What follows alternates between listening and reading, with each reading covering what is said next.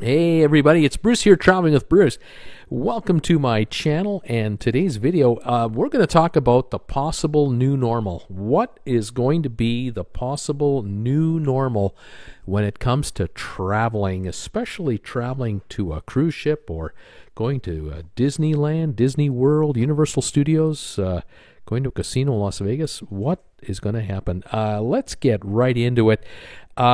Face masks. Let's talk face masks. Are we going to be made to wear a face mask on board an airplane, and the flight attendants wear face masks? Everyone at the airport wears a face mask. Is this going to become the new normal? When we get to our destination, we get to our hotel, got to wear a face mask. You get to your cruise ship, you got to wear a face mask on board to get on board, to stay on board. Is this going to be tolerated by all of us? Are we gonna actually vacation this way?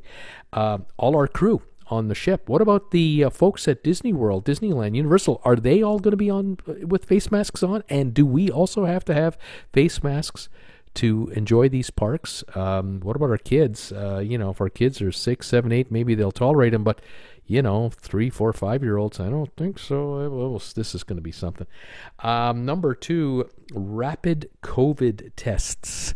The rapid test to find out whether or not you test positive or not for that virus. I can see it happening the minute you get to the airport, whether you can even be let in the terminal or not. I can see it happening certainly to take a flight. I can see it happening when you get to the cruise ship terminal. You're going to have to take a test there, whether you'll be allowed to get on the ship or not. What happens if you tested negative when you took your flight down to, say, Miami? Yesterday, today, you get to the cruise ship, you get to the terminal to board your ship, and now you test positive. Now what? You're stuck in Miami. You're going to have to go into quarantine, I guess. How do you get home? You can't get on the ship. You're marooned. These, oh my gosh, I don't know what to think about that. Temperature checks daily. If you're in the Disney World for a 3-day stay with a 3-day pass, will you have to have daily temperature checks? What about on a cruise ship? You have to have daily temperature checks because you've got that wristband on your arm. Just to go into the buffet, you can't go in there because you haven't had your temperature check yet. You go to the station where you scan your wrist medallion over the sensor. You stand in front of a little sensor that's about 5 feet off the ground and get your forehead within 3 inches of that. It measures your temperature, registers it, gives you the green light or red light. If it's a green light, your temperature is okay and you're allowed to go. And now the cruise ship knows this passenger has had their temperature taken today. We're good to go. What about every time you disembark the ship at a port, come back on? Same thing. You have to get your temperature taken as soon as you walk onto the ship. This could be something. Touch-free everything. We all know about touch-free bathrooms where you just put your hand under the faucet, the water turns on, put your hand underneath the hand dryer or a towel dispenser, towel comes out.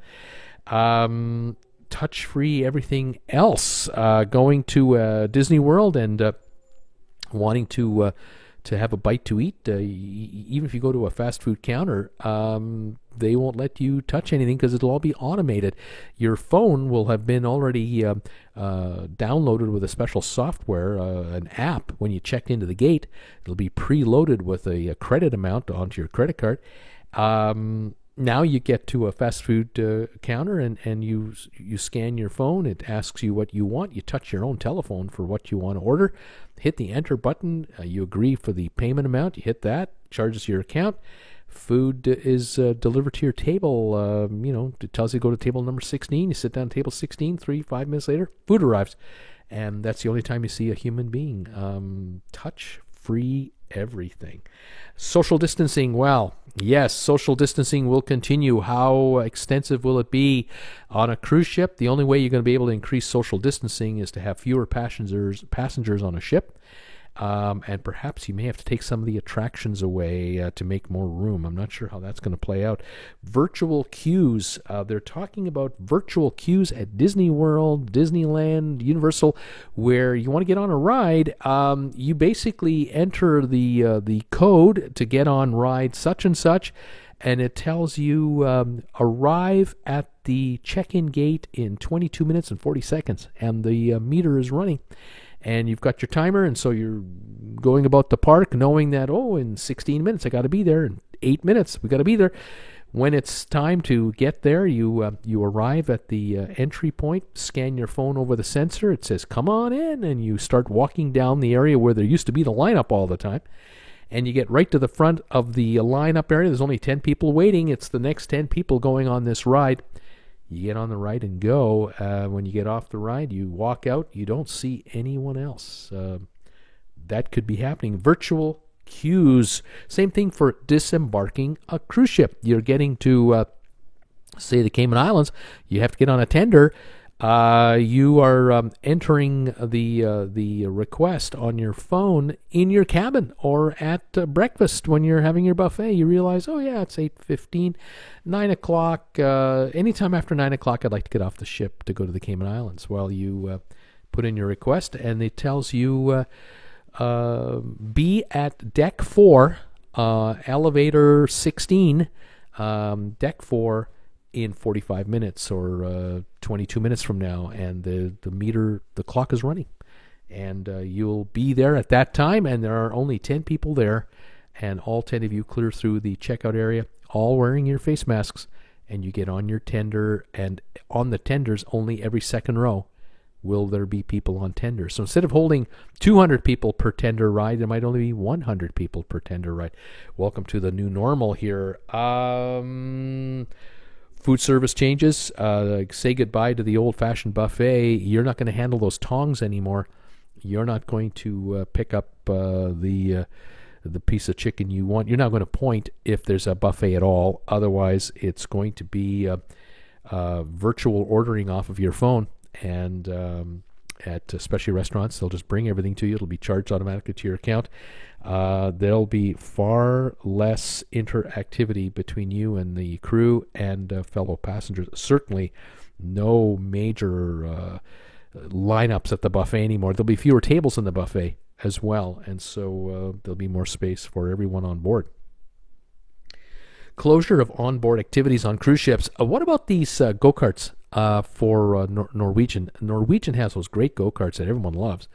The problem is that they take up 2 decks of space on a ship, and only 10 people at a time can ride on those go-karts, and there might be 30, 40, 50 people in line. You're talking about 60, 70 people in an area that could probably handle 200 or 300 people.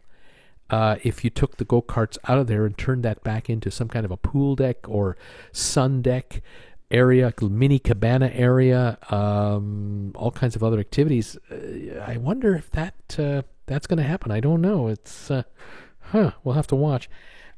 Seating restrictions on the Oasis class ships. You know those big Royal Caribbean ships with the water shows at the back?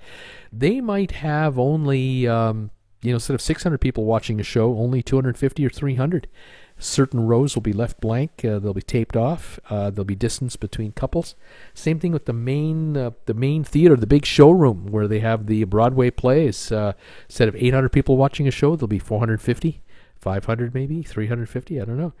And then the indoor skating rink. What about that indoor skating rink? The indoor ice skating shows. What about the bumper cars? What about the roller skating area? Will that be restricted? Will it be just all shut down? I just don't know. Is this going to shut down cruising? What about certain rides at Disneyland? What about cleaning the roller coaster cars between rides? How thorough will that be going forward? I don't know. There's a lot to wonder about here. And lastly, enhanced cleaning procedures. Yes, we know this is coming. The enhanced cleaning procedures, as I was just mentioning, for thrill rides and for restaurants and onboard ships with regard to using a lounger. How thorough will the cleaning be between seatings in restaurants, going to the piano bar, utilizing those headphones in those silent lounges?